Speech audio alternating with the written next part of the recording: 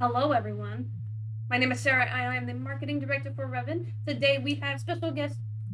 Hello, everyone. Tony Drew. My name is Sarah. I am the. Oh no, that's not good. Remember how we were like super ready for this? There we go. All right, now that's muted. Nothing like hearing yourself on a delay, right? Yeah, and then it like loops infinitely. Anyway, Tony. And I'm Tony Drew. And you do. I do music. I am currently composing the soundtrack for it. Very nice. Do we have the group going right now? We should, yes, it should be playing. You'll hear it in the background of today's stream. Hopefully it's not too loud. I'm actually gonna like listen in here and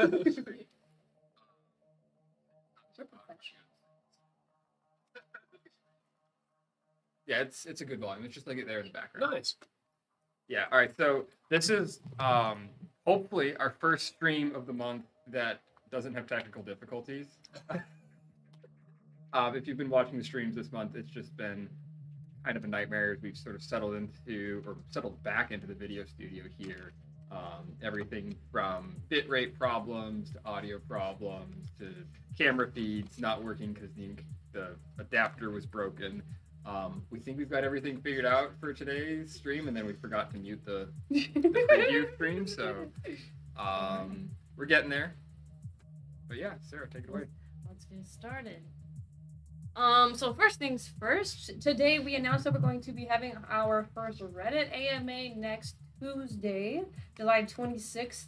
You are free to submit any questions that you have up until, well, I guess we'll still take them throughout the day on the 26th, but we'll start answering them at 9 a.m. Eastern Time next Tuesday. Yeah, so it's already live. It's stickied in the subreddit, so you can go in there, drop some questions. I think I saw 1 or 2 questions already in there this morning. It's going to be answered by the entire Ambitious Games team. So myself, Sarah, Tony, Gwyn, Kyle, Alistair, everybody's going to be there.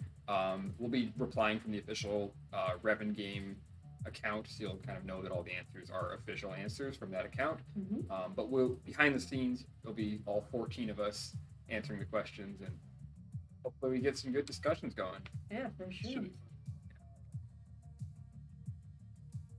All right, so in terms of new content, last week we talked a little bit about the new HUD design that is coming. And so for this week, we have started to kind of slowly roll that out. You will see that there is an updated reload display, an improved kill feed for readability. Do you want to elaborate on that at all? Yeah, so in the, I don't know what direction I point into, I think I point this direction to point at the slides. In the upper right corner, that kill feed that shows, so-and-so defeated so-and-so, etc. That's live in the game right now, and then that little bar underneath your crosshairs for when you're reloading, that got updated as well. I'm not so sure if I finished tweaking the reload bar. I kind of want to change it some more, but the feed for kills and that kind of thing, that looks pretty good now. So let us know if you got feedback on it, any more suggestions, improvements we could make to it. One little thing that we did was like it pulses a little bit when it pops up, like it flashes a little bit brighter, and then it dims just to kind of draw your attention a little bit more and like help you see which ones are recent. Small details like that are the types of things that we're starting to add to the game now as we push through the final 10% polish of the game. Yeah, it's been interesting to see the HUD change over even just the last couple of months, like just refining it. What are some of the other things that you've noticed as changing?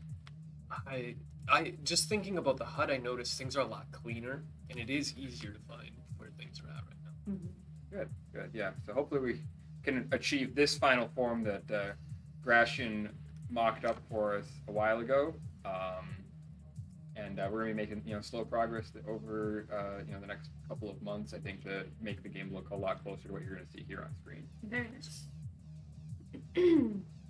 All right, so as we mentioned at the beginning of the stream, we've got new and improved lobby music created by yours truly that is looping in the background of the stream. Would you like to touch on that at all? That one was one that really took me a while to get the right feel for. I think I made like 10 different candidates for that. Oh my god, yeah, we spent a lot of time trying to get that right. I was really just throwing stuff all, over the map to kind of dial in what would feel best. And this track that we have right now is the best one so far, for sure. Awesome. All right, we've also got new unique sound effects for terminals that are captured by enemies. Was that implemented yesterday? Yeah. Oh, I didn't catch that. All right, I'll have to look for it next week. Yeah, so that one really quickly, I'll just touch on it. Go back to that. So when you like walk up to a terminal that's been captured, it's got that like little thing spinning Mhm. above it. There's like a little ambient sound that plays okay. to let you know that just a little subtle cue that it's been captured.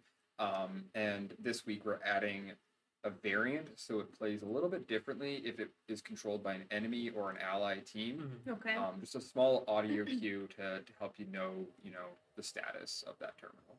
Sweet. We've also got new visual effects for the Delta Strike Impact. Yeah, these are from Ty. Almost dropped my phone there. From Ty, also known as Megapixel. We're going to be updating pretty much all of the ability effects in the game over the coming months, so you'll start to see a lot of these shown on our community streams. Definitely helps to add some dynamic to the game. We've also got a new ping wheel. Boom, there she is. What are the 4 options? Because I can't read it fast enough. Caution, assist me. You got and caution, then, assist me, like go here, I think. Or on my way, on and my way. enemy missing. Enemy missing. Okay. Yeah, nice work on this, Austin. I think you're watching. Probably what he came here for. He just came to watch. Just for that. Give me the shout out. In terms of balance changes for the week, the weapon power gear spec has been reduced. Increased player sprint speed. Okay, we like that. And then the sniper range has been reduced. You want to elaborate on any of those? Yeah, weapon power gear spec, super powerful last couple of weeks. It's a very subtle thing in your loadout that is not easy to tell that you're getting a lot of power from it or that an enemy is getting a lot of power from it. Gear specs are passive stats that you gain as your character levels up, regardless of what items you buy. And you can choose which stat that's going to be when you create your loadout. I think by default it's like health and armor or health and damage, something that's pretty universal to every character. And we realized that the weapon power gear specialization gave you so much damage. It gave you like the equivalent of 2 extra items. Wow. So we pretty much cut it in half. Our intention is that gear specializations should give you about 1 item's worth of stats at most, depending on how valuable that stat is. And I think it was most obvious during some playtests where we saw players with basically the same items and abilities fighting each other, and the player that had this gear spec in their loadout was winning massively. They were just dominating those fights. So we kind of looked at that and said, oh yeah, this player's winning because this. So we got a big change there. Alistair's a little, or no, that's Alistair, that's Austin. He's a little bit upset about the weapon power nerf. I'm sorry, buddy. Is that why he was kicking my butt yesterday? Probably. Or at least Probably. part of it. I'm also just not great at the game yet, but we won't talk Yeah. about that. And sprint speed, we've heard a lot of feedback over the last couple of months about move speed. You know, it takes too long to get to the fight, map feels too big. Changing how fast characters sprint is one of the ways that we can, address that and have shorter time between fights, less time you spend running to get to the fight. For sure. Will there at any point be an option to toggle the sprint on and off without having to hold the shift? You've already got that. Okay. If you go into your gameplay settings, it should be called like toggle sprint. Nice. Okay. Turn that on if that's. I need to do that. Well, Pinky gets tired. Okay, the other thing was the minion waves. They are going to be spawning 33% faster. HP scaling per wave is going to be reduced by 25%. And the damage scaling per wave is going to be reduced by 31%. So what does that mean for just the overall meta of the game? Well, it means you're going to see a lot more minions. That's like the number one outcome from this. If you're like in the lane attacking the enemy tower, you're not going to have to wait as long for more minion reinforcements to come back you up for that attack. So right now, in the sort of previous patches, it might take 30 seconds or longer for that next wave of minions to come up and help you. We're bringing it from 30 seconds to 20 seconds between the spawning of the waves. So you still have to factor in like how long it takes the minion to walk from its spawn point to the tower. There's a lot of variables there, but overall they should be about 10 seconds faster to get to the fight. Nice.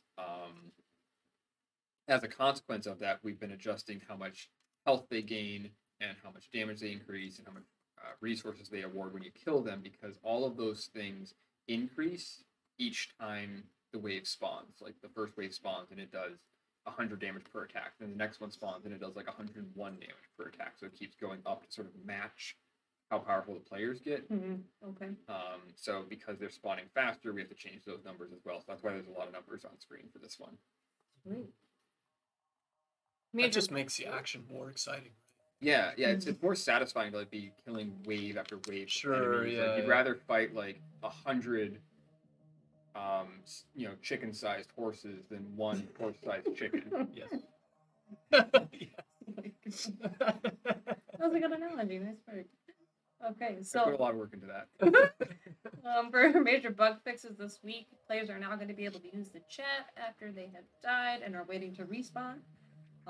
It fixed weapons being unequipped upon spawn, and the main menu frame per second limit should help with high GPU usage.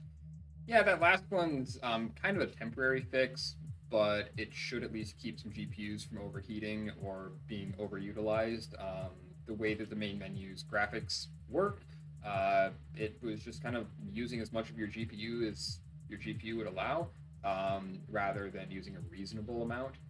So we put in a frame rate cap so that when you're in the main menu, it doesn't go over at a certain point. I think it's 60 frames per second. Just so if you have that problem, it doesn't happen anymore. This was more of a problem with like high-end GPUs, like a RTX 3090 or a 3070, where they have a lot of power, and the main menu is just sort of like eating up as much as it could get. How many do you have in the No, popcorn. I told you Tony, like, He's come up here, munching. get some popcorn. All right, well, that is it for the week. Reminder, go submit your questions to our AMA. That's going to be hosted next Tuesday, July 26th. And then, as usual, playtest Tuesday at 12 p.m. and Wednesdays at 7 Eastern Time, and community streams at Thursday at 4. All right. Thanks for watching, guys. We'll see you next week.